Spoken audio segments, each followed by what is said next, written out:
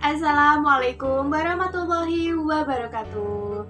Hai, bertemu lagi dengan saya Rifa Rufianti dari Fakultas Psikologi Universitas Proklamasi 45 Yogyakarta. Di video kali ini, ayo kita sama-sama belajar lagi. Tapi kali ini kita belajar tentang teori social learning oleh Albert Bandura. Namun, sebelum kita belajar tentang teori social learning, yuk kita simak biografi singkatnya tentang siapa sih Albert Bandura itu. Biografi Albert Bandura. Albert Bandura lahir pada 4 Desember 1925 di Montreal, Alberta, Kanada. Beliau adalah seorang psikolog dan penggagas teori kognitif sosial yang terkenal dengan eksperimen boneka Bobo. Bandura memperoleh gelar diploma di University of British Columbia dan meraih gelar sarjananya di Universitas of Iowa. Pada tahun 1953, Bandura bergabung dengan Fakultas Psikologi di Stanford dan berkarya di sana sampai dia pensiun. Di bidang psikologi, Bandura sudah membangun reputasi yang demikian tinggi sehingga pada tahun 1974 dia dipercaya menjabat sebagai Presiden Asosiasi Psikologi Amerika.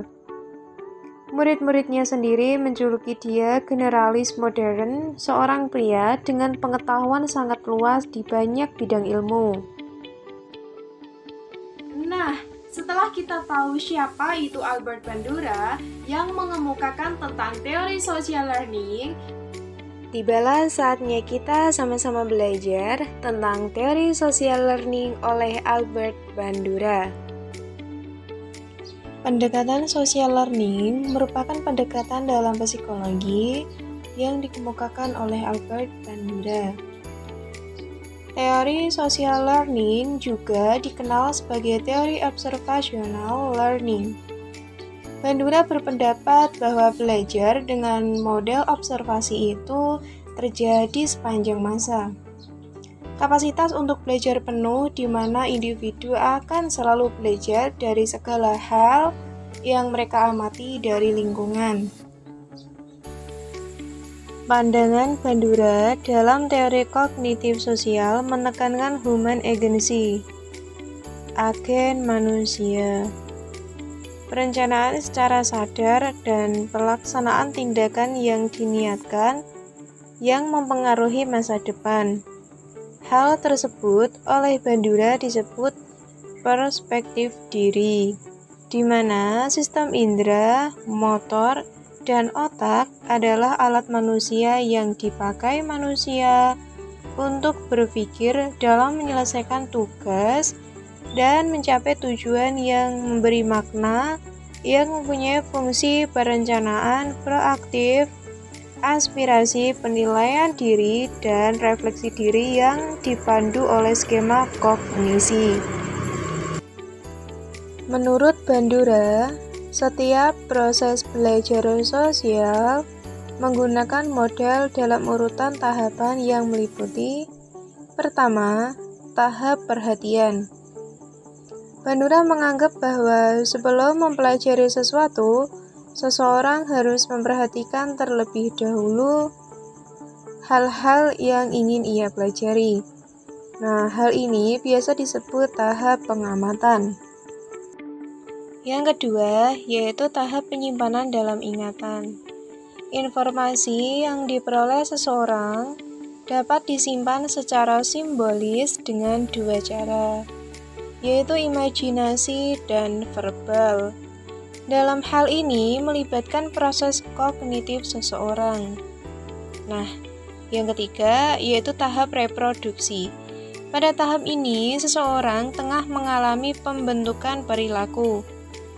Seseorang yang memiliki fisik yang berfungsi dengan baik, maka akan membentuk perilaku tertentu dari hasil ingatan sebelumnya.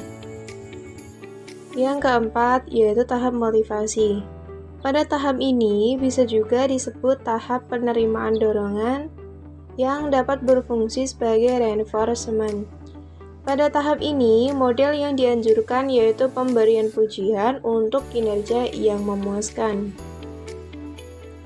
Menurut Bandura, pada sebagian besar manusia, belajar melalui pengamatan secara selektif dan mengingat tingkah laku orang lain. Inti dari pembelajaran sosial adalah pemodelan. Pemodelan ini merupakan salah satu langkah penting dalam sebuah pembelajaran. Ada dua jenis pembelajaran melalui pengamatan, yaitu pertama, pembelajaran melalui pengamatan dapat terjadi melalui kondisi yang dialami orang lain.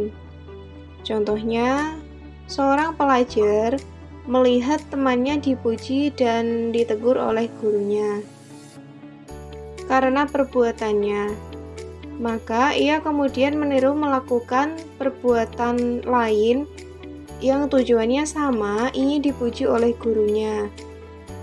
Kejadian itu merupakan contoh dan penguatan melalui pujian yang dialami orang lain. Yang kedua, yaitu pembelajaran melalui pengamatan meniru perilaku model, meskipun model itu tidak mendapatkan penguatan positif atau penguatan negatif saat mengamati itu, sedang memperhatikan model itu mendemonstrasikan sesuatu yang ingin dipelajari oleh si pengamat tersebut dan mengharapkan mendapat pujian dan penguatan apabila menguasai secara tuntas apa yang dipelajari. Model tidak harus diperagakan oleh seseorang secara langsung, tetapi kita dapat juga menggunakan seseorang pemeran atau visualisasi tiruan sebagai model. Jadi, sesuatu yang kita amati itu tidak mesti ia memperoleh penguatan positif atau negatif.